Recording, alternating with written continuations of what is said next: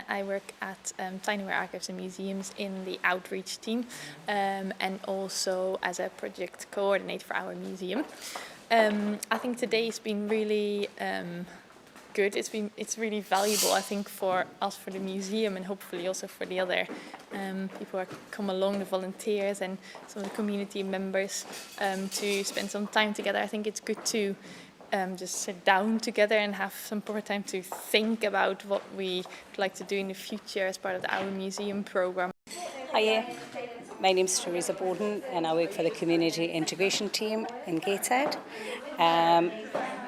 I do work in the community, and so I'm really interested to see how museums and how the art world can come into those communities. Today's been really good. It's really interesting. I really enjoy doing the cooking part of it, and I think that's something that we could really use within communication. For me, I'm really interested in the volunteers, so it was really interesting to hear from the volunteer and what she got out of it. You can't work without partnership, so more events like this that bring people together from diversity within the community. I specifically work with drugs and alcohol, so it was really good. There's people on the table that I'm on for mental health, and there was people from museums. I'm Morag McPherson, and I'm from Tinyware Archives and Museums. I think it's been really nice to work together in a slightly different way. It creates a bit of a different atmosphere, and I think that because so much of the programme is kind of investigating what would happen if, or what would it be like if we allowed the community to lead a lot more, and if we worked together on things more, then I think it's given us a kind of an activity that reflects that, really, to cook together and just spend a bit of time together, kind of not talking business, really, not sitting around a flip chart or worrying about post-it notes and so on, but just I suppose it's just a bit more humanising, and I think this whole process demands more in terms of understanding people and really understanding where other people are coming from and where they're trying to get to, and actually making some time to factor that in. But it's all very well if you came in, it's not just about wheelchairs, but just use that as an example. If you come in and you think, I know that this is wheelchair accessible because I've read that or I've been told that, but you've still got to ask someone where the lift is or how do I get there. If you can see that it's accessible, you feel differently about the whole experience, don't you? So I think it is important. My name is Neville. I'm one of the front of house staff at Discovery Museum. I always find these events interesting because it shows various different people from various different departments working together. It's been interesting what people have actually said, what they felt that they've got out the project, and where they possibly think things are going to go in the future. Just listening to what has been going on, and particularly I think what Joan said really kind of struck a chord with me about when she said, I can't represent all volunteers, I can only represent me. I thought that was a really powerful thing to say, actually, because none of us can represent anybody else but ourselves. I think what the speakers were saying before about starting small, I think that's really powerful. Actually having those conversations to start with in the first place generates possibilities. If you don't have the conversations in the first place, the possibilities don't exist. And using any of our resources, and not just our collections, but our staff, our spaces, our buildings, to support people. We're clever enough to work out how we can fit our collections around the people. We can inspire people by getting them to engage in a range of different ways, even if it's just being inspired to do a culture shock project or a digital story or learn a skill. We've got the ability to do that. Well, my name's Jeff Woodward. I'm the museum manager for North and South Tyneside Museums.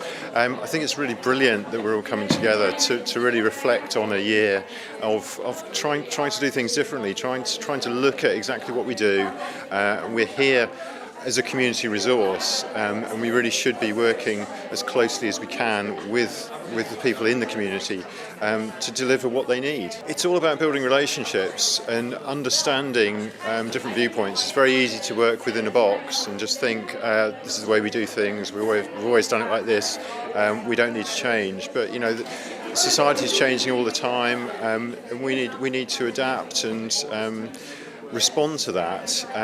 And particularly, given the pressure that's on museums at the moment in terms of funding, we really need to demonstrate more kind of vocally what a fantastic and valuable resource museums are for the community. My name is Katrina Jordison. I'm a volunteer for Leemling Community Centre, and I've also recently just took up a peer mentoring course, which means I'm working with drug and alcohol as well. Today it's been an amazing event. It proves that different sides of the community can actually work together alongside with the museums, which is brilliant because you don't know what's out there really, and now that they're working together, hopefully more people will learn about them. My name's Richard Haken and I'm one of the front of house staff for Tyne and Wear Museums, and I work among a number of different venues, so I do meet quite a large cross-section of our visitors. And I think it's absolutely essential that we need to make a better connection with sections of the community, because there is still a perception that art galleries can be for just a fairly narrow, limited range of visitors, and there is no future for museums and galleries if we allow that to persist. So a day like today, where we're actually meeting different sections of the community, is absolutely vital for the future. A load of images of the from the mining communities, and in one of them there was a couple of guys riding pit ponies down. There was ponies that come up from the pit that were riding down the street. And I remember this guy was a former miner, and he sort of saw it from about 20 yards. Hey, I was a Galawa, which is obviously the word for pony, but you'd never hear anybody say that word anymore. But it was his connection, and he was almost like flashed back 30, 40 years. And it's those moments when people make that connection. I'm Joel Milne and I'm a volunteer at Tyne and Wear Museums, and I'm also a member of the Our Museums Committee. And so I've been working with them for about a year. I think this is a good idea to work outside of the building and breaks down the barriers that people aren't sitting behind the desk. We're all going to have to get our hands dirty together. I'm Amy Barker and I'm the Keeper of Art at Tyne and Wear Archives and Museums. And what I think about today is that it's very helpful to get everybody together to get some idea about what all of our collective issues and questions are at the end of quite a complicated year in terms of thinking about theoretically what the project's about. It'll be really very good to start to get to the bottom of some of the sort of definite things that we can do together. I think there's loads of opportunities going forward. I think that in a funny kind of way, the point of the project is to not know the answer to that and to be working on it going forward. But sometimes that could be quite hard and quite frustrating.